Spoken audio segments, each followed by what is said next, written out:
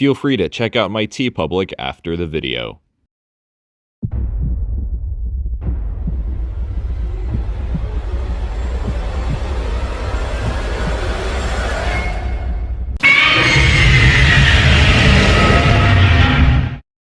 After several failed attempts to make an American Godzilla movie, and several delays, TriStar eventually pulled through with a remake released in 1998, directed by Roland Emmerich, the director of Independence Day.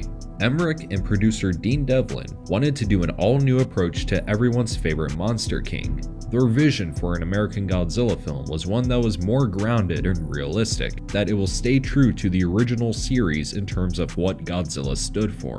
Godzilla fans were very excited. In fact, many people who worked on Godzilla films, such as suit actor Haruo Nakajima, special effects directors Toyoshi Nakano and Koichi Kawakita, and director Ishiro Honda all shared their enthusiasm for the film. Then, the movie came out. Fans, critics, and audiences alike were not impressed. Many people criticized it for being just a generic giant monster rampage film, and how much it borrows from the film Jurassic Park. But the one thing that did not sit very well with fans was that it was far from being a Godzilla movie to the point where it was unrecognizable as such. Instead of Godzilla causing destruction as people run away, it was the military causing destruction as Godzilla was running away, and is eventually killed by missiles. Much like All Monsters Attack, fans have damned Godzilla 1998 as the worst Godzilla movie ever made. However, does it truly deserve that title?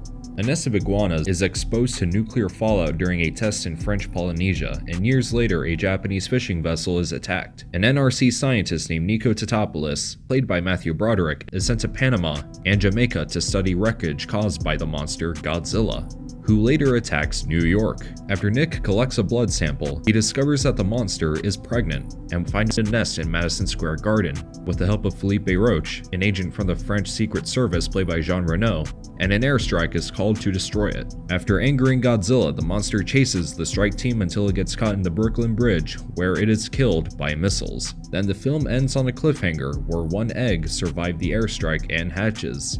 So yeah, the plot is your standard monster spectacle, but what about the rest?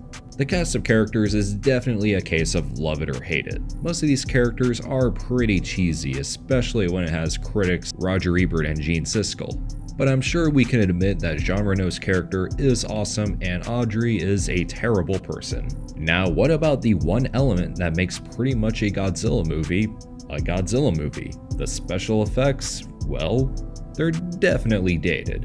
The CG doesn't look too great these days, but the film actually has some very good practical effects work. Miniatures, animatrons, it's all there. And Godzilla's design by Patrick Tatopoulos actually doesn't look too bad. I understand they were going for a more dinosaurian aesthetic with the design, even if it's straight far from what people were familiar with, but it's not a bad looking design. I know calling it Godzilla doesn't quite sit well with others, but I don't mind it. A spoof monster of this incarnation would later appear in Godzilla Final Wars under the name Zilla.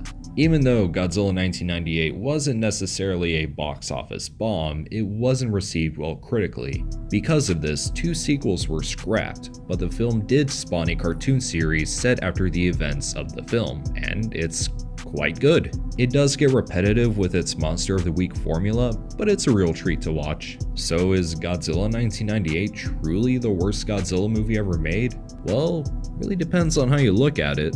It's average. Again, it's your typical monster rampage flick. Nothing more, nothing less. But I can't help but enjoy it because of how silly and cheesy it is. It's probably a film so bad that it's good, like Godzilla vs. Megalon. While it did manage to get some fans, I wouldn't necessarily recommend it. However, this film did get the Japanese Godzilla out of retirement. That's all I have for today's History of Godzilla. Stay tuned for next time where we take a look at the start of Godzilla's Millennium Era. Thank you for watching, feel free to like, share, comment, subscribe, all that good stuff, and I'll see you guys later.